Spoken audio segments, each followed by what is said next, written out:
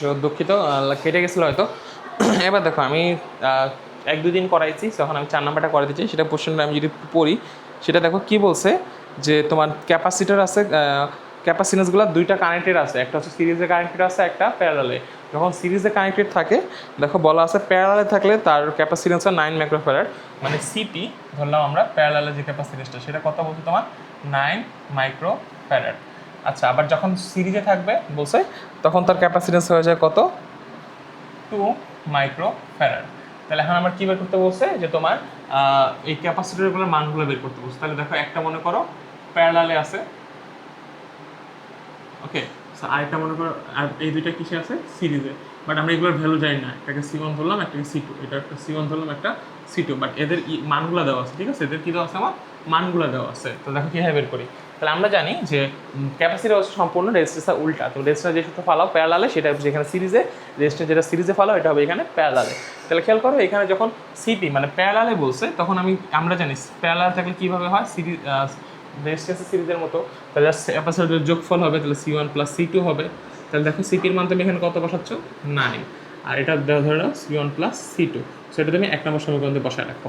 আবার তুমি এটা দেখুন, যদি এখন করতে থাকো, দেখো সিএস মানে কি বলছিলাম উল্টা। তো কী হবে এখানে 1/C1 +1/C2, আর উপরে ইনভার্স দিয়ে দাও।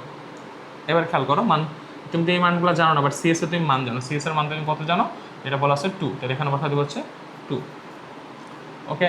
এবার তুমি যেটা করতে পারো এখান থেকে, এই 1/C1 + C2 তুমি মান তুমি জানো না, ইনভার্স না দিলে তুমি এখানে কাজ করো 1/CS দিতে পারো, তাহলে 1/2 দিয়ে দাও। তাহলে এখানে দেখো তুমি লসাগু নিয়ে নাও হচ্ছে C1 C2, তাহলে উপরে কী থাকতেছে দেখো, সিম্পলি C1 + C2 থাকতেছে। এবার তুমি এই ভ্যালুটা জানো, C1 + C2 ভ্যালু কত জানো, সেটা তুমি কত জানো 9, তাহলে এখানে কত বসা দিবা 9। তাহলে দেখো half equal 9/C1 C2, right. এবার তুমি যদি C1 C2টা এক পাশে আনো, তাহলে কি লিখতে পারো দেখো, আর গুণ করো, তাহলে লিখতে পারো 18। তাহলে কত পাচ্ছ C1 C2 গুণফল 18 পাচ্ছ। আচ্ছা, এবার দেখো আমার কি করতে হবে, এই দুইটা সমীকরণ পাইছি আমরা, এই দুইটা সমীকরণ সলভ করে আমার C1 এবং C2 ভ্যালুটা বের করতে হবে। তাহলে দেখো আমার কাছে প্লাসের মানটা আছে, ঠিক আছে, বাট মাইনাস এবং এটা মানটা আছে। তাহলে দেখো আমি যদি লিখি, আমরা সূত্র জানি যে A - B বা C1 - C2 হোল স্কয়ার, সূত্র কি A² - 2AB + B², এই সূত্র আমরা জানি। সো আই গেস এই সূত্র এটা হবে না, কারণ এখানে C1 স্কোয়ার চলে আসতেছে।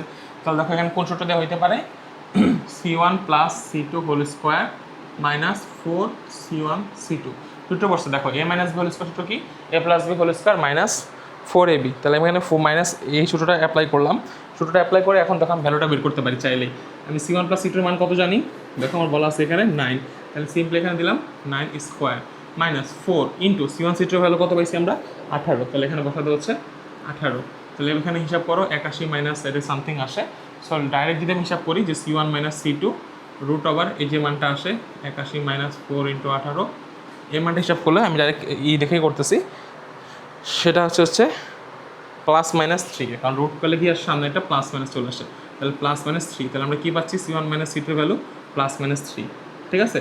এবার একবার C1 - C2 একবার +3 ধরে করবো, একবার -3 ধরে করবো, এই দুইভাবে করে আমরা কী বের করবো, ক্যাপাসিটেন্সটা C1 আর C2 মানটা বের করবো।